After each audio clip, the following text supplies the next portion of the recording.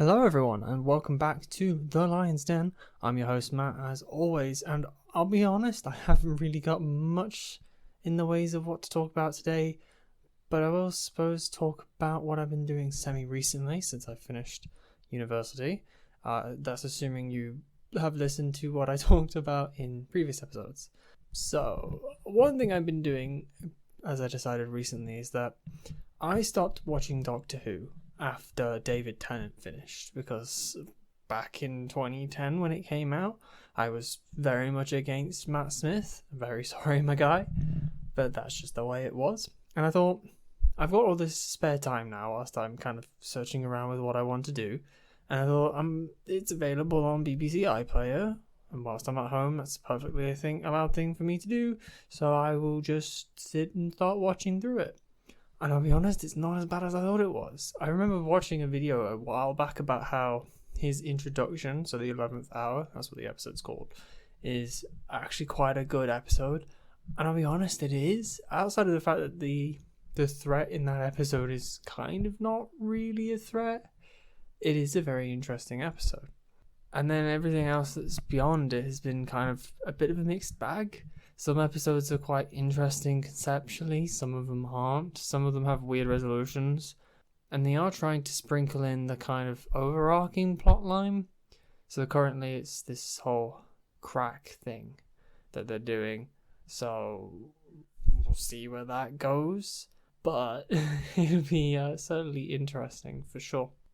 But I think I am enjoying it. And it's a good time waster, let's put it that way. So I think if anybody else is kind of hesitant about it, you should do it.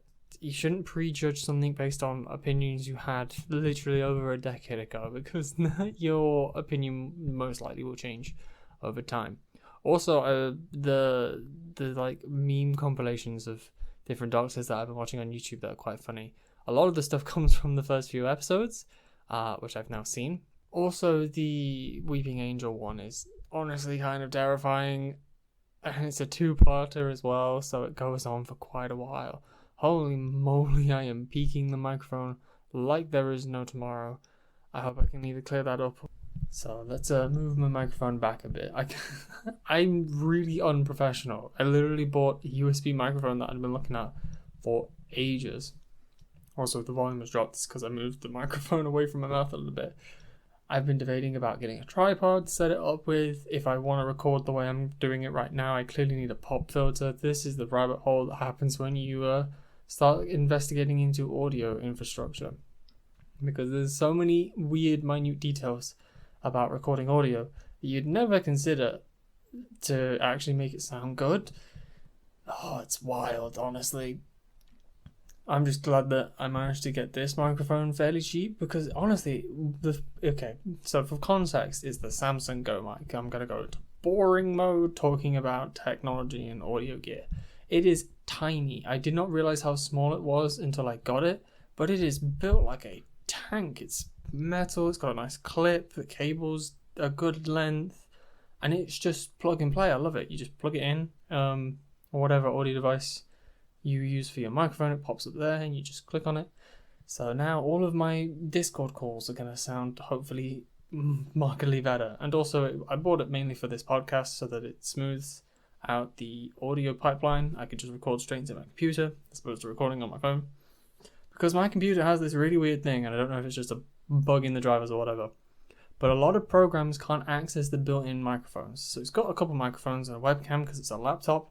For some reason, a lot of audio programs, including things like Google Chrome, cannot access that microphone, and therefore I can't record or anything. And it's been a pain, obviously, with lockdown, because every time I have to do a video call with someone, I need some separate audio device.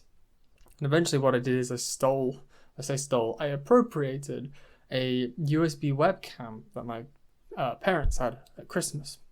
And obviously that has a webcam and a microphone set up built into one, and my computer is perfectly fine with that. You can see the microphone on that, and you can see the webcam. And the daft thing is, I could use the webcam of my laptop and the microphone of the USB webcam, and that works perfectly fine.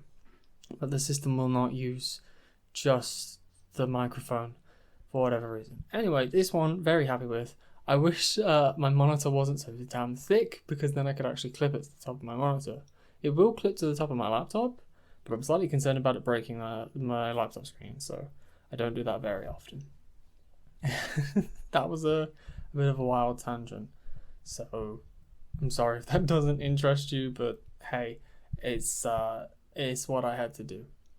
Interesting thing, I'm looking at my calendar right now. I have a Zelda themed calendar, Legend of Zelda.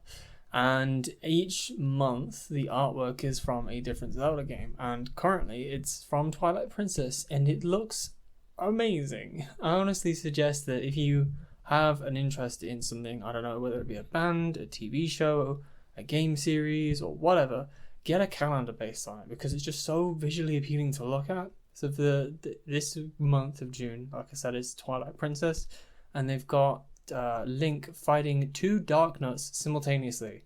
It looks so good, and Twilight Princess is my top 1 game alongside Breath of the Wild.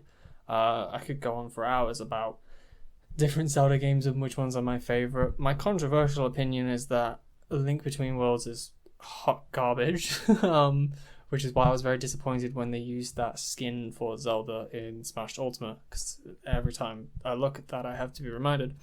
But that's my opinion, and it might just be an old opinion again, much like Doctor Who. It might be an old, outdated opinion back from when I played the game initially in 2013. Oh boy, I probably should go back through and play that game with fresh eyes and more mature eyes to actually see if it's good or not, because I played the remake of Link's Awakening. Ooh, that was fantastic. Honestly, I highly rate it. It didn't take me long to beat at all, and I'm not trying for the secret ending where you don't die, because that sounds like pain and suffering, and I died a lot on my first playthrough, but I really did enjoy it. There were a couple of things that aren't really signposted. Like, I think I got stuck at the part where you have to do the trading sequence, because I just didn't know that was what the game was leading me to, and I also didn't know where I was supposed to take the trading sequence to. But outside of that, and maybe a couple other hard parts, the game is really enjoyable. It looks amazing. I know people are kind of iffy about the art style, but considering they went from an old GBA game to that, looks fantastic. The music is wonderful. The story is still just as good as it was back in the day when it was created. And it plays really nicely as well. I don't think I had any issue with the control. I think the slight cardinal direction thing is weird. You can only point Link along 8 directions, but even with a control stick, an analog stick as opposed to a D-pad, it will snap to the directions, and if you rotate the stick, he will rotate smoothly between the 8 directions, so it works out fine. You just kind of have to adapt for that when you're actually doing combat. So, yeah, definitely recommend.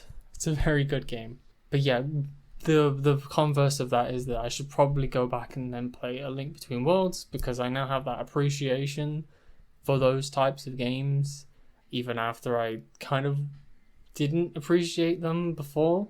But that's just me. Also, I'm very sorry if it's noisy. My room is melting hot. It is 25.6 degrees Celsius according to my alarm clock. How accurate that is, I don't know, but it feels horrible in here. And we Brits are not at all used to high temperatures, because our weather pattern is about around 0 degrees in the winter, maybe around 10 degrees summer and autumn, and then there's maybe a week in summer where it's above 20. So it's not fun by any stretch of the imagination. And sleep is not fun at all. I basically have to have a fan running and like panning across my body all night, otherwise I just won't sleep. It's that bad. And that's probably not good for your health, but I've been okay. I've never had any issue with doing that.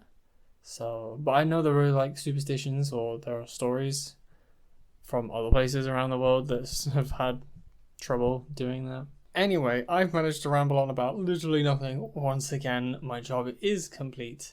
So thank you all. If you are still listening, please do like, comment, just share. gonna leave that one in because that was a weird audio blip. Yeah, share this around. Make sure people get to listen to the dumb English man talking about Doctor Who and audio equipment, apparently. Oh, that should be the title of this one. Alright, see you all next week. Bye.